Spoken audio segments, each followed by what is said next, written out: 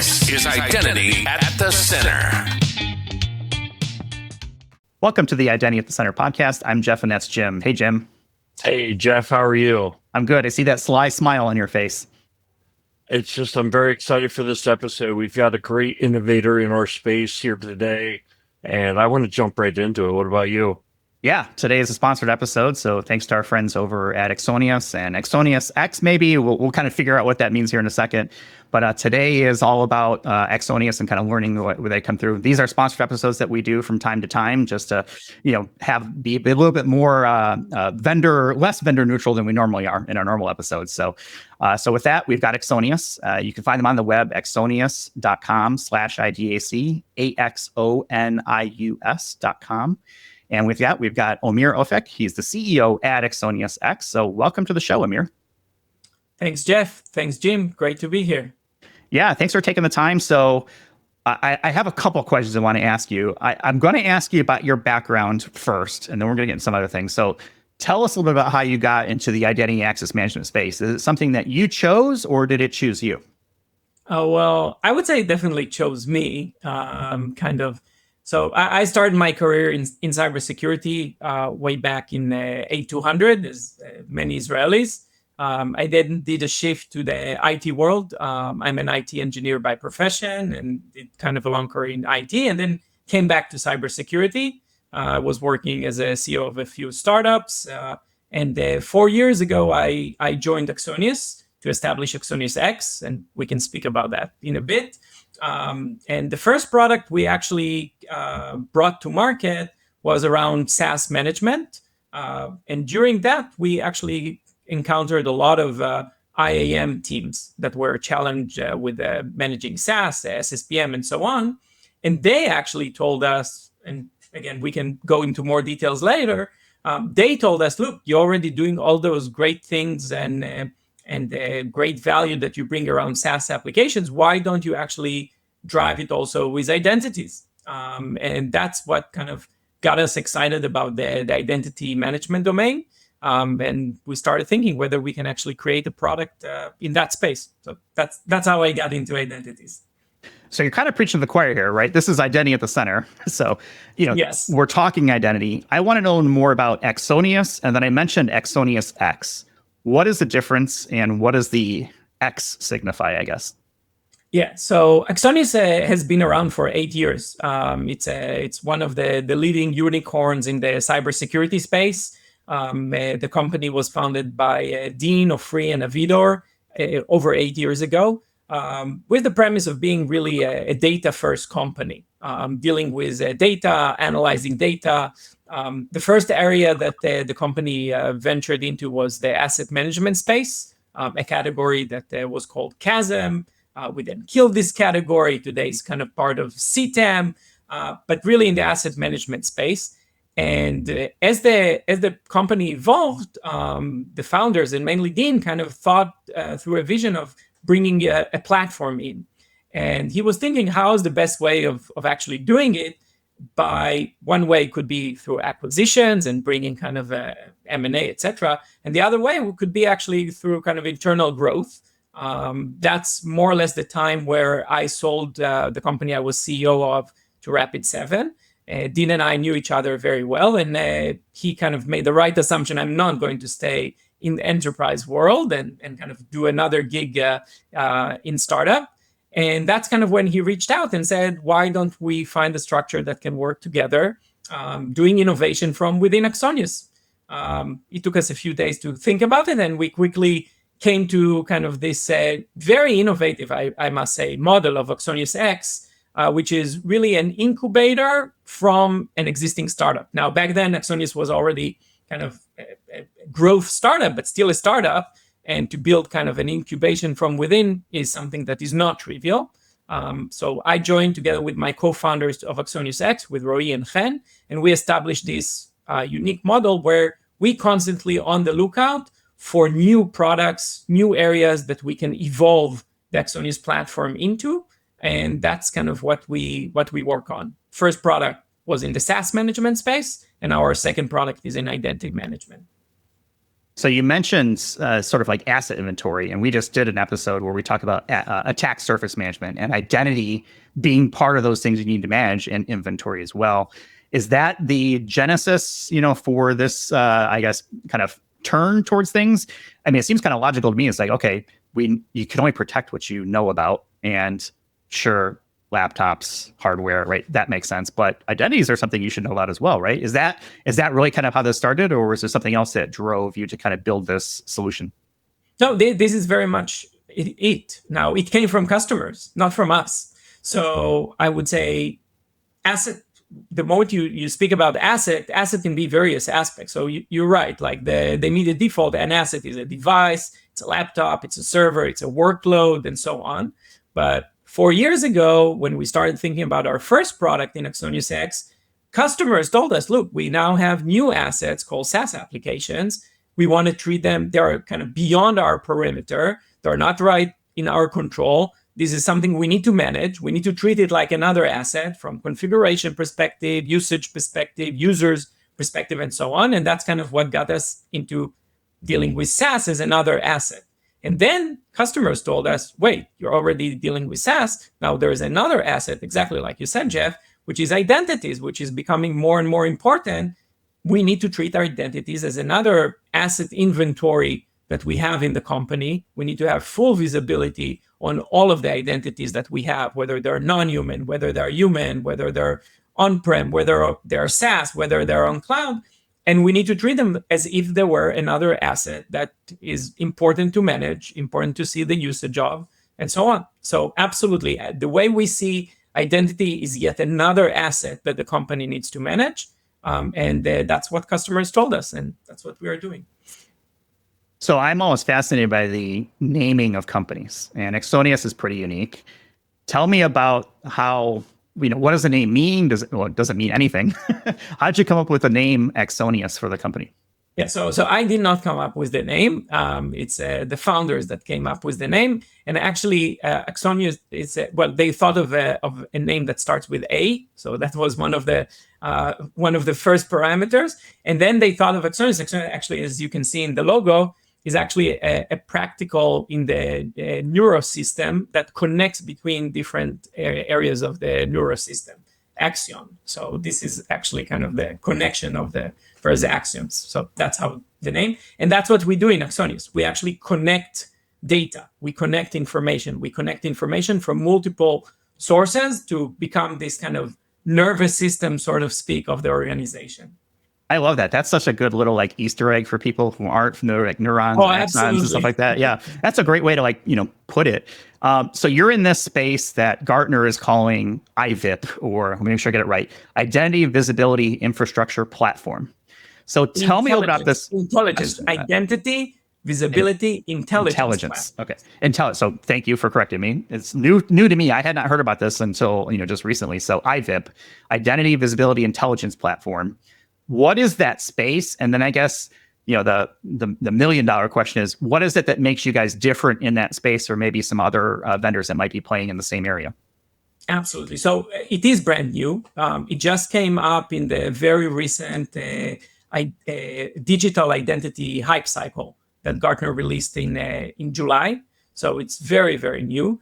And this new category, I guess, is some of a symptom that we see today in general in the identity or IGA space. So over the last, I would say, year or two, we started seeing a lot of bespoke categories that are kind of breaking the traditional IGA. We start seeing NHI as a new category. We start seeing ITDR as a separate category. We start seeing ISPM as another category. And I think that actually demonstrates the fact that the IGA world is now going through some disruption or some transformation. The area that Gartner identified as IVIP is really around bringing visibility and intelligence into identity. So it's clear today that identity resides in many, many silos, in many, many areas of the organization. It's no longer a monolithic environment that you can have all of your identities managed on your single AD or your single SAP. And that's why visibility is becoming so much more important, because identities, permissions, entitlements, today they reside everywhere. And unless you have very profound, very broad visibility of the entire organization, the entire pockets of where identity resides, you're always missing out on something. And then if you don't see, you cannot actually manage it. And that's why the visibility part is important. But what Gartner actually very wisely did is they aligned it with what they call intelligence, which is the visibility by itself is good, but it's only a first step. You need to make sense of what you're seeing. You need to make sense of the context of those permissions. For example, you need to make sense of how a single permission is connected to another one, how you can cluster them together, how you can do a much more profound role mining, how you can come with much more smart analytics and maybe kind of use of AI in terms of recommending of roles, of recommending of functionality. And that's exactly what we do in Axonius. So as I mentioned, in Axonius, we're all about data first. We bring the identity data into one single place, creating one visibility. But then we are able to actually go to the granularity of this data and drive analysis and smart recommendations, smart actions from what we are gathering in order to make sense of your entire identity lifecycle. Unlike other maybe players in this category, we also evolve from IVIP into proper IGA. So we don't see kind of IGA as a kind of a separate area. We think that through visibility, you can actually manage much better your IGA program, your IGA capabilities. And within our product, we also have like the bread and butter or the core functionality of IGA, like access reviews, like a role mining, like identity lifecycle management, and so on. So, Amir, I'd like to get into the product a little bit. And first thing I'd like to understand is kind of the why. So, why do organizations find themselves needing the Axonius product? What is the problem that they're trying to solve? I think the first problem that we saw, actually I would say two. The first problem that we saw is around this visibility and the fact that today there's all of those silos of identity in the organization. The more organizations are becoming complex, from cloud deployment, from SaaS deployment, even sometimes even just with on-prem, multiple ADs that are sprawling, M&As that companies are doing. All of a sudden, there is identity that resides in so many different places, entitlements that are spreading around, non-human identities that are becoming more and more and more important, and organizations are losing track or losing ability to capture all of the identity that they have. So the first really challenge that we come to solve is creating that single visibility from any source that you have identity residing in. And that's kind of what we know how to do in Axonius. In Axonius, we know to connect to any data source. We have today over 1,200 off-the-shelf integrations. We call them adapters. We know how to correlate them, to duplicate them, align them into what we call this adapter network under a single data model. And then you get basically a single identity store where you can start driving analysis and actions from. So the first challenge is really this visibility challenge of aggregating all of the identity into one place. The second one, which is slightly tied to that, is the time to value. We see with traditional IGA solutions out there, time to value is something that is really mind-boggling. Today, an IGA program can run 12-month, 18-month, 30. I heard, even 36 months as being very, very common. We want to narrow that down. We want to enable an IAM practitioner to be able to drive strong, solid recommendations on what should be its birthright rules, on what should be the mover rules, on the lever side of things, on assigning owners to non-human accounts, and so on, within a matter of weeks, not within a matter of months.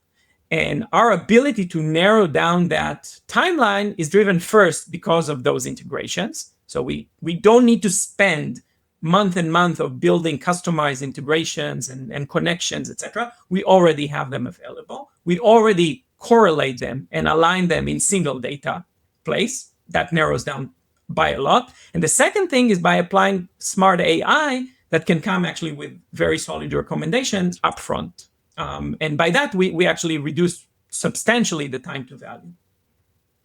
That second part about the time to value that's an awesome selling point.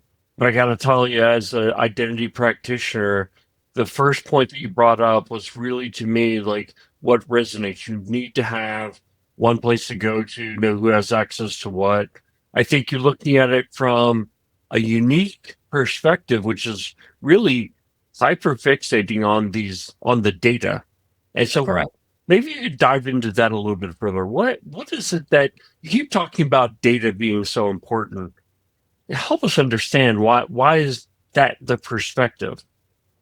Yeah, I think at the end of the day, there's maybe in high level two ways of looking at the IGA. One can be more of a process oriented way of putting in place kind of procedures and processes in the organization. The other one is data driven. The reason I think data is the more important one is because at the end of the day, you can collect a lot of you can drive a lot of processes around the identity policies and so on. But if you don't collect the right information, the right data, for example, to the level of resource level granularity of permissions and entitlement, whether Jim has a permission to access a GitHub repo that Jeff is not allowed to access.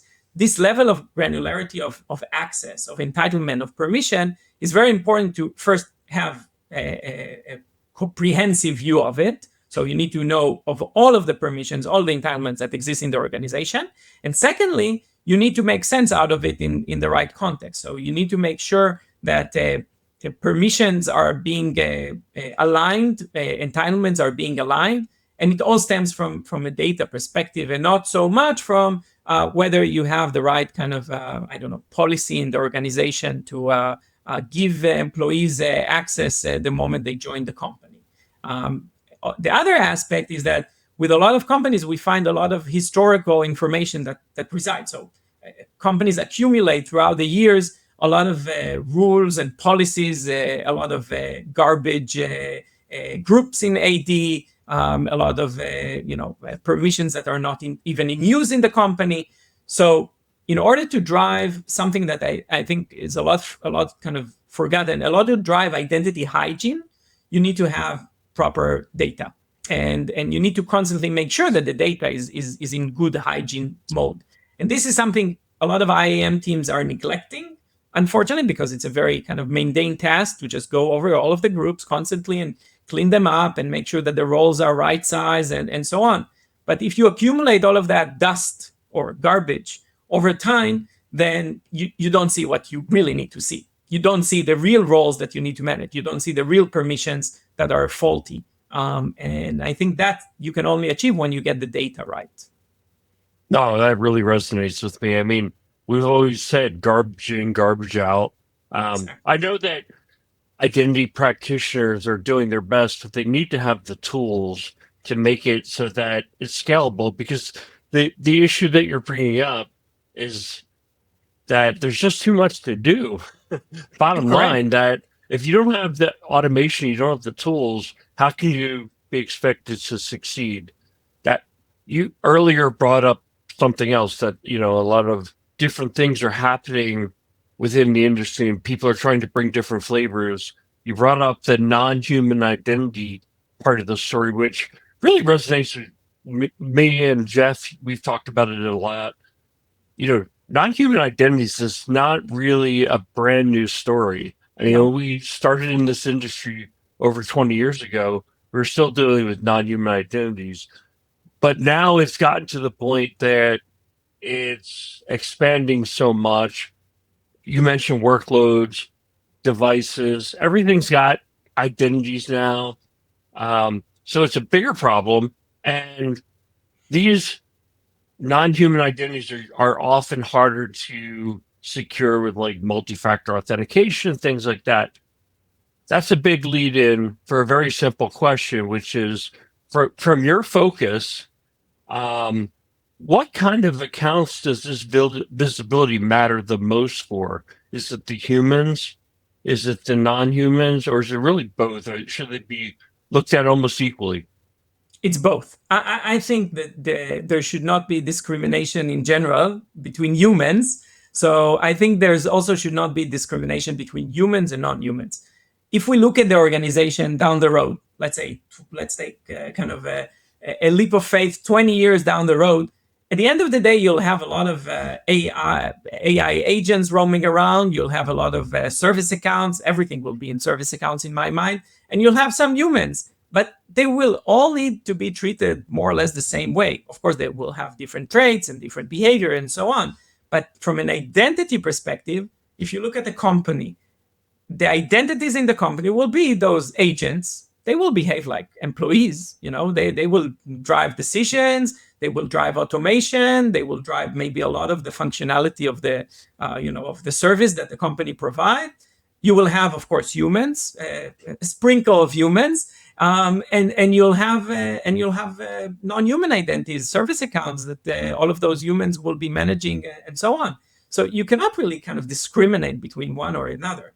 At the end of the day, all of those are identities, and the shift we're seeing, by the way, today of security to be kind of identity first is all driven by that, because at the end of the day, to protect the organization, you need to protect the people or the machines that have access to data, and you need to treat them the same way.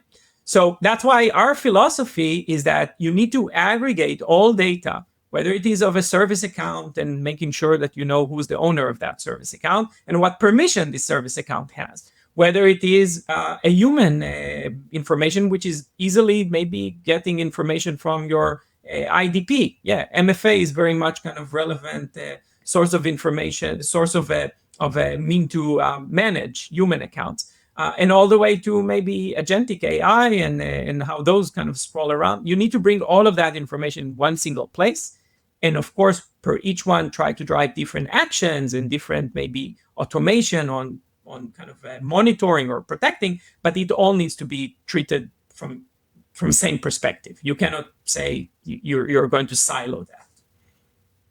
So that's a great overview on why Axonius was built, why customers might want to use this tool in their environment. Let's talk about how. So identity, visibility, and intelligence. How does Axonius make the visibility piece happen? Yeah, so from our perspective, it's relatively straightforward. The first thing that you do with Axonius is that you connect to sources of data. Axonius is not about deploying another scanner or another agent or another kind of a tool that will drive kind of additional discovery proactively. The way we do the discovery is actually leveraging already the investment that was made in other tools. So we would connect to your AD, we would connect to your Okta, we would connect to your AWS, your GCP, your Azure, your Salesforce, your SuccessFactors, your you name it. Any application that has some aspect of identity to it, we drive those connectors through what we call adapters. Most of them already we have out of the box, so it's basically just putting in place the integration with the API, and you get that in. And from the moment you connect those adapters, you already have in our database, in our data model, all of the information within kind of a matter of a fetch cycle. So it could be as short as 15 minutes or 24 hours, depending on the fetch time. And from that point onwards, you can actually start driving decisions. You can first see any kind of anomalies that you see in terms of maybe administrative permissions that should not be having access. So like excessive permissions that were given to some of your admins. You can see, for example, anomalous entitlements that were given compared to different groups. You can start driving decisions by right-sizing the roles that you have in the company. You can actually drive this hygiene factor that I mentioned in terms of removing of stale accounts. You can make sure that you have ownership to all of those non-human accounts.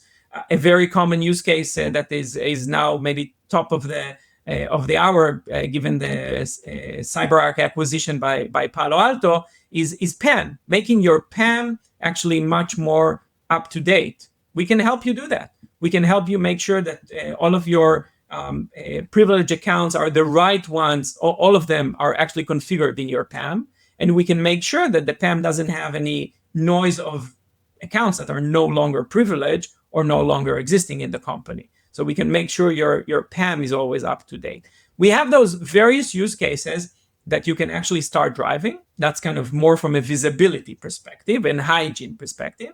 Once you have the hygiene part kind of, I wouldn't say sorted out because it's a never-ending task, but in a good stage, then you can actually go to the next layer of driving, in my mind, kind of proper IGA, coming with recommendation, leveraging our machine learning AI, recommending which rules you need to apply in the company in terms of birthright rules, in terms of leaver rules, in terms of mover rules, and so on. So we can come with our recommendation. You can actually start doing it by your own IAM team that will start managing the identity lifecycle there.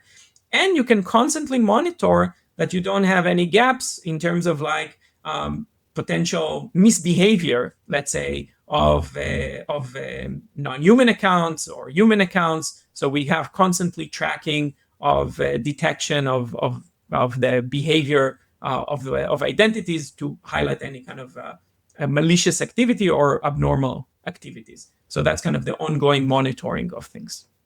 Yeah, and that aspect I get excited about that. It almost sounds like user behavior analytics, which I think had its moment in the sun. Yes. There were some implementation challenges with it, but to me, it always made a lot of sense, especially now with the advances we're seeing in AI and machine learning. Talk to us a little bit about what Axonius brings to the table in terms of like spotting the abnormal behavior. Yeah. So we have our own data scientist team that developed a few algorithms around machine learning, and we have a few areas in the product that we apply them. So one kind of the most trivial one, as I mentioned, is around role mining, for example, which is a relatively simple case. It's all about having the right data before you apply the ML. So if you don't have like cleans data and the aligned data, doesn't matter how good your ML algorithm is, it will just fail. Second one is really by applying kind of recommendation of rules and policies. And that's, again, something that we do both using kind of ML and as well as also using Bedrock for kind of the LLM part of it. And that's kind of more in the recommendation of policies. And the last piece is really kind of monitoring the behavior.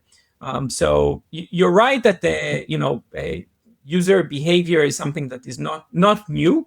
I believe that today the technology and the tools that exist out there enable it to be much more, effective in terms of the balance between the amount of data that you need to collect versus the analysis that drives some meaningful analysis. And I think today we reach some sort of a balance that you don't need to collect endless, infinite amount of data in order for the results to make sense.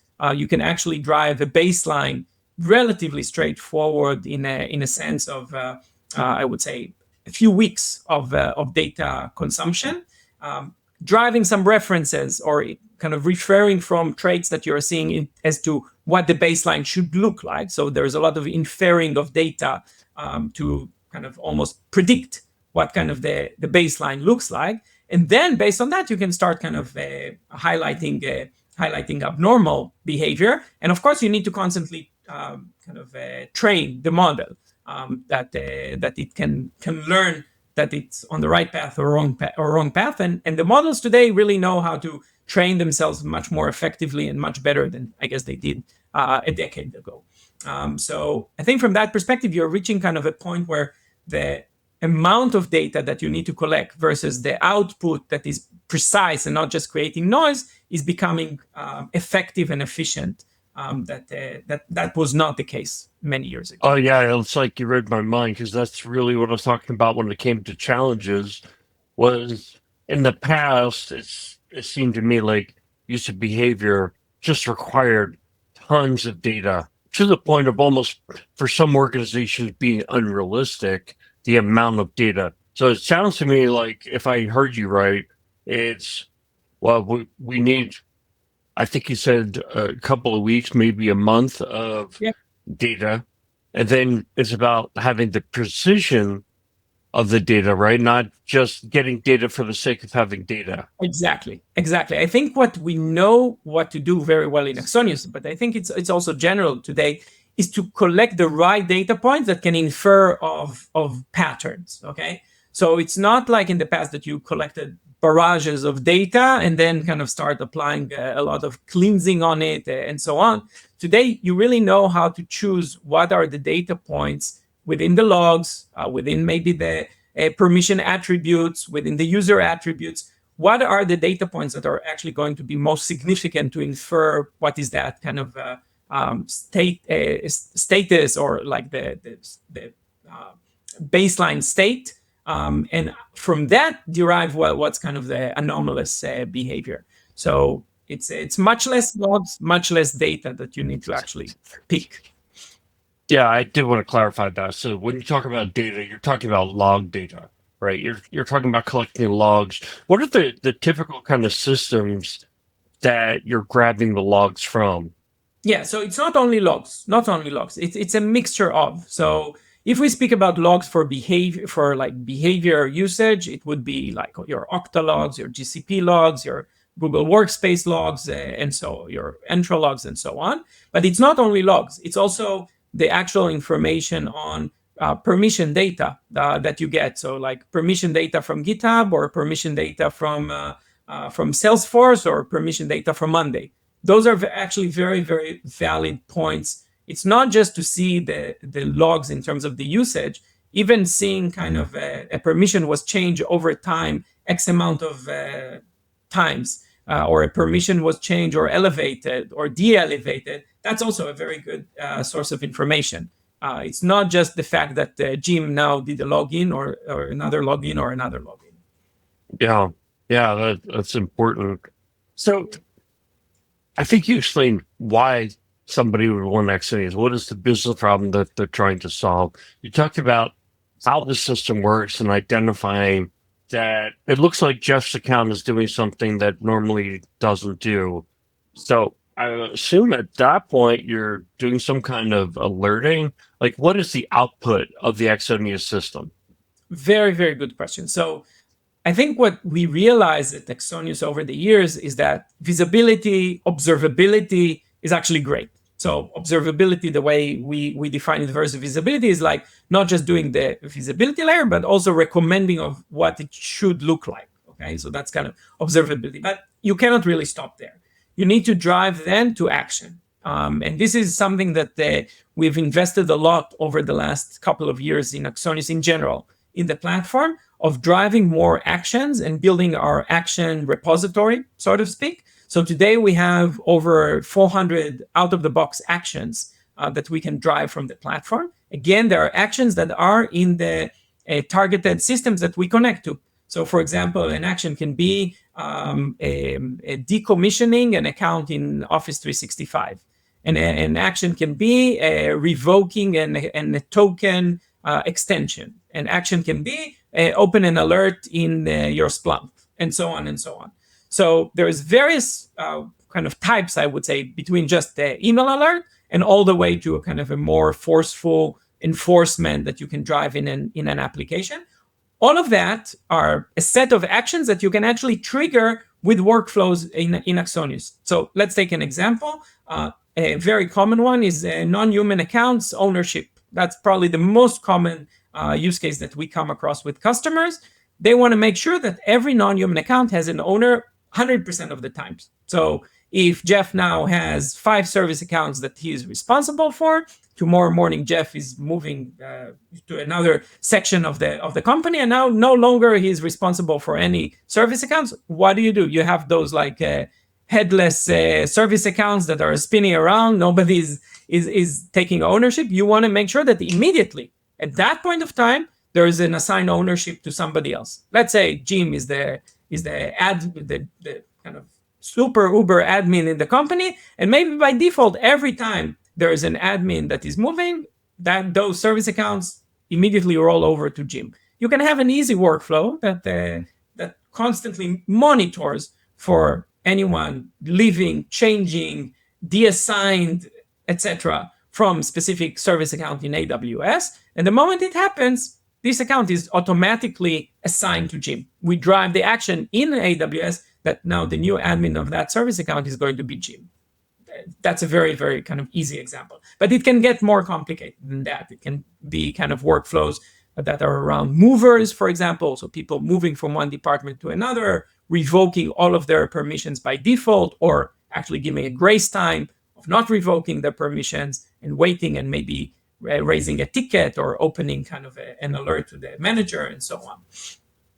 Amir, I'm imagining that our listeners or people checking this out on YouTube, it's a lot to absorb because it seems like Axonius really does. It's almost like a Swiss Army knife. You've got the intelligence, you get the visibility in the intelligence, you've got traditional IGA tools to manage your environment. But on top of that, you have this detective functionality to see when accounts have potentially been compromised and start to take action on that. How many years does it take for a client to roll out Axonius? Yeah, so actually you used a very common, and we hear this Swiss Army knife every time, and we didn't speak about it even when we prepared for this. So Swiss Army knife is something that we keep hearing again and again from customers because, like you said, I think the breadth of functionality that exists in the Axonius platform is really unbelievable.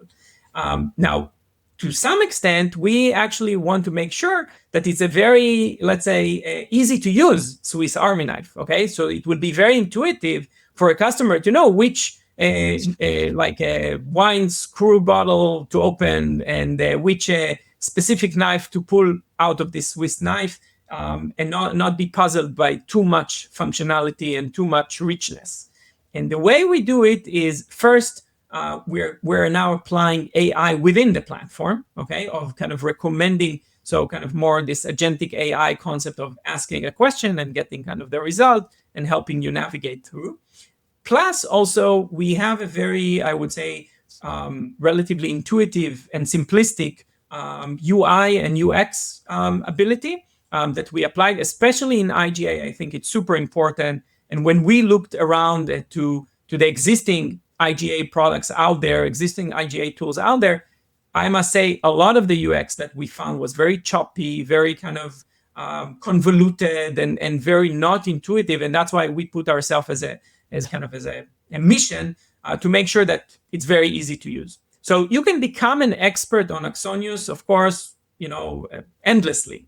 There's always more room to learn and more room to do. And especially if you connect more data, then of course each new data source has new aspects that it adds to the mix. So as the more information that flows into Axonius, the richer it gets. So that's why it's almost endless how much you can become an expert. But I would say that with most of our customers, first we have our own kind of technical account managers that support customers during the onboarding and make sure that they're acquainted. We have also a lot of partners that they run very kind of rigorous training and certification programs.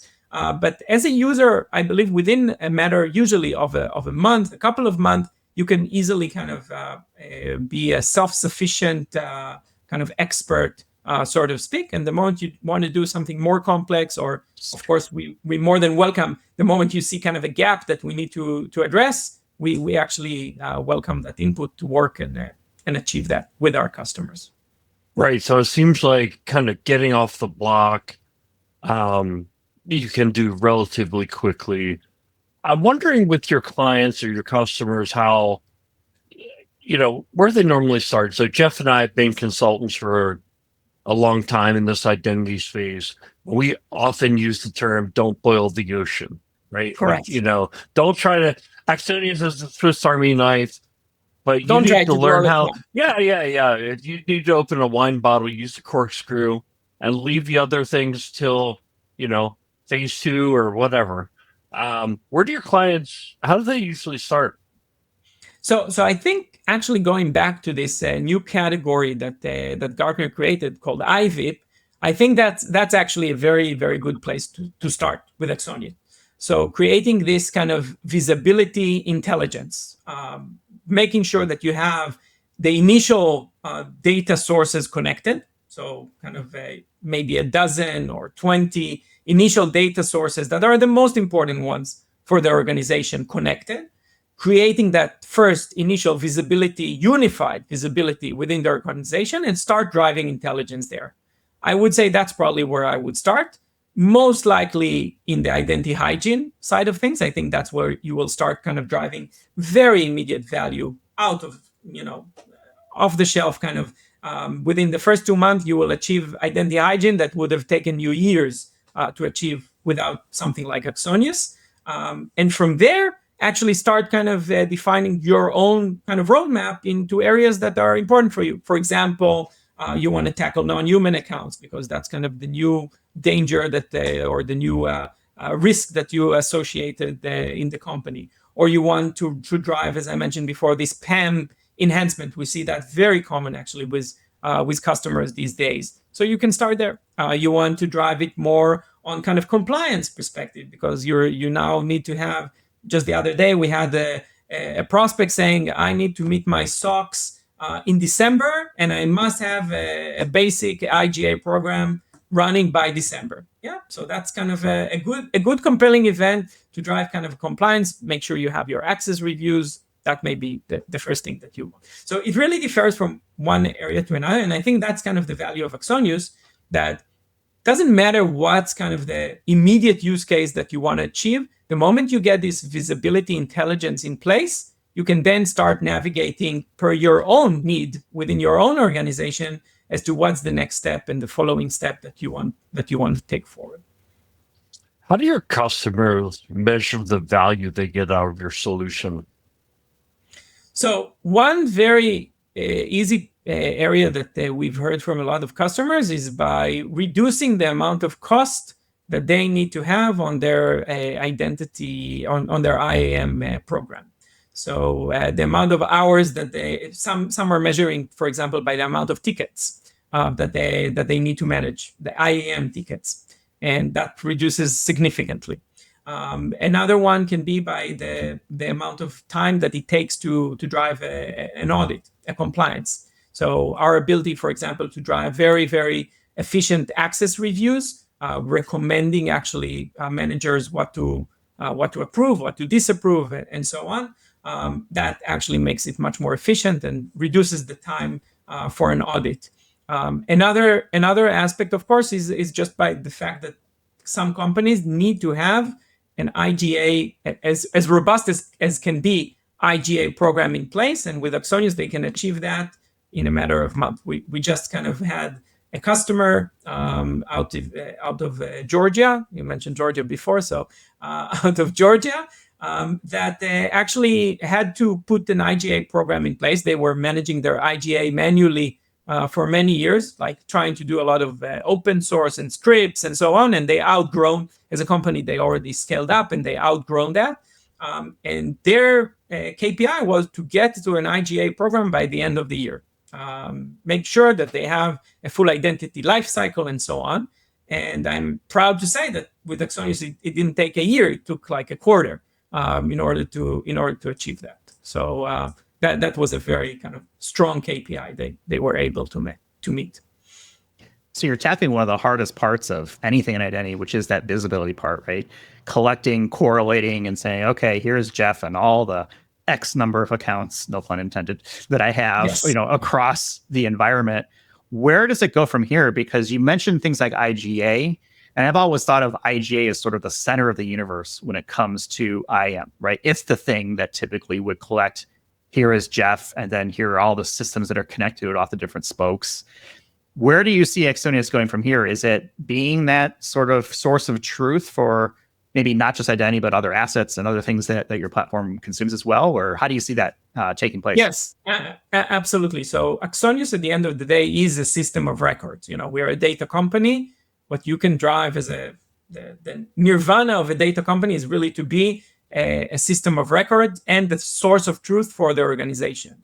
So we've already, in many organizations, are currently the source of truth in the kind of traditional asset world. And they go to us as their source of truth for all of their physical assets, cloud assets, and so on. In many organizations, we're the source of truth for anything to do with SaaS in terms of configurations, etc. And absolutely also in identities, that's what we want to achieve. We want to be the source of truth this system of records for many others. One of our advisors, when we were starting to think about identities, he was actually an advisor for us also on the SSPN side of things. And when we told him that, look, we are actually exploring identities, etc., and he said, "Are you really sure you want to do that? That's very, very hard to do." And we asked him, why do you think it's very? He said, because you will become, you need to take upon yourself to become the source of truth for identities. It's like, that's a very kind of challenging task to take. But then he continued in saying, but if there's any company I believe can do that, you already kind of proved that to me that you can do it in the asset management space and now in the SSPM space. So if there is a place that you should go to, is that. But be prepared; it's going to be very, very hard. And we like doing hard things, so we took the challenge. Well, I ask my question all the time, like, why am I an identity? And you're totally right. Because There's always something that comes along. That source of truth is such an important part, but that's really only like half the equation in my mind. So that's great to collect all those data. A lot of companies collect data.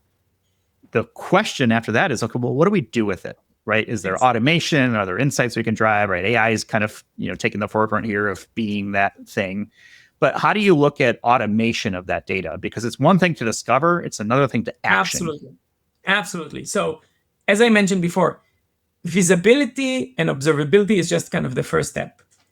Driving actionability, that's kind of the end game. And driving actionability in identities is probably the most important thing. You want to make sure that you have as much as automation as possible that you can rely on, of course, but as much automation as possible to drive your identity lifecycle management, as much automation as possible to drive your access reviews.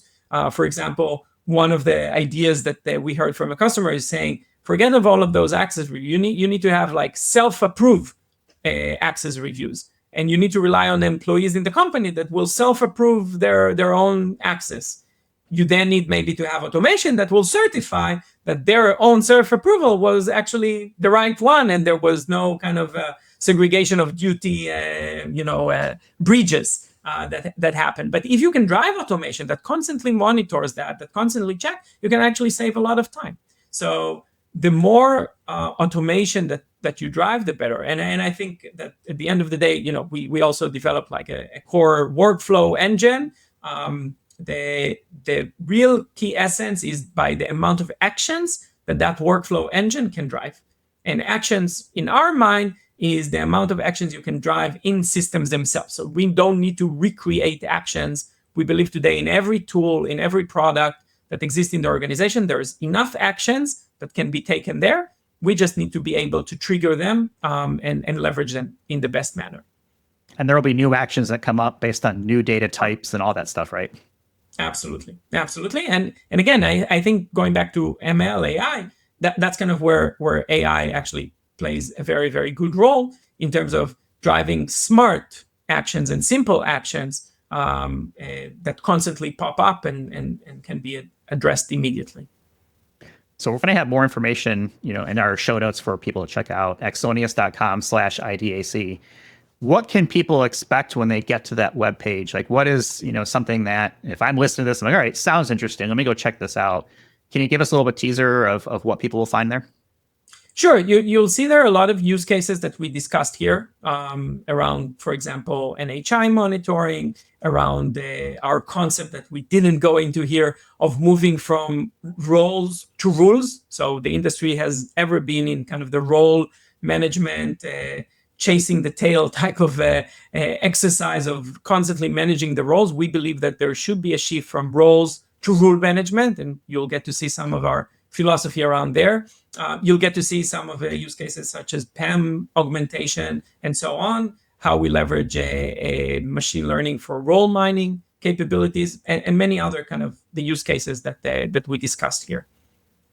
Are you guys going to be at any conferences coming up? And when this airs, it'll be in September, but I imagine maybe things like Gartner or maybe Identiverse or things like that. Yeah, absolutely. So we're very much looking forward to be in Gartner Grapevine in the Identity and Access Management Summit. It's going to be our second one. So we're newbies to the community, So it's really, really, and actually we didn't mention that at the beginning, but I think it's very humbling experience to be part of this identity community. I'm coming from cyberspace for many years, and I've been to RSA and others, and cyber has become kind of a bit of a jungle, to be honest.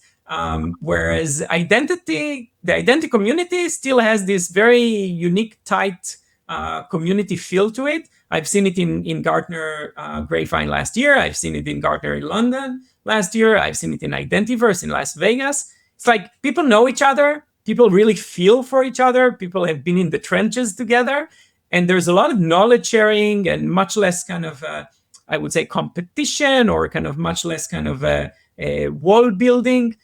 So I really, really enjoyed, almost every practitioner I've met so far. So it's really, really nice to be part of this kind of cozy community, if I may say. So yeah, definitely we're going to be again in Gartner and Grapevine, and I would welcome anyone that wants to have more time with us, and we're going to be their full team to kind of learn more about the product and what we've experienced, and also give us suggestions of what else we should be doing with this kind of data first approach. And of course, later the year, in Gartner in London and Identiverse again, absolutely.